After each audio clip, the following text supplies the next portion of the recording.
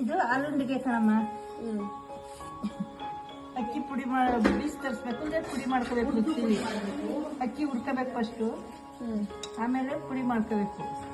ಪುಡಿ ಮಾಡ್ಕೊಬಿಟ್ಟು ಒಂದ್ ರೀತಿ ತಿರ್ಬಿಟ್ಟು ಇದು ಮಾಡ್ಕೋಬೇಕು. ಜರಡೆ ಹಿಡಿಬೇಕು. ಆಮೇಲೆ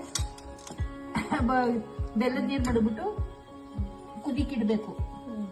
ಕುದಿಕಿಟ್ಬಿಟ್ಟು ಹಾಲು ಹಾಕ್ಬೇಕು, ಕಾಯಿ ತುರಿ ಹಾಕ್ಬೇಕು. ಚೆನ್ನಾಗಿ ಕುದ್ದು ಏಲಕ್ಕಿ ಪುಡಿ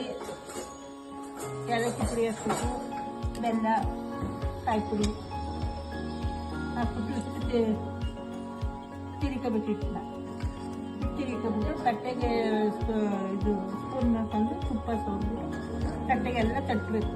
ತಟ್ಬಿಟ್ಟು ಆಮೇಲೆ ಚಾಕಲ್ಲಿ ಚಾಕೆಲ್ಲ ಕುಯ್ಬೇಕು. ಪೀಸ್ ಮಾಡ್ಕೋಬೇಕು. ಏನಂತ ಕರೀದಲ್ಲ ಇದು ಆಲೂಂಡಿಗೆ,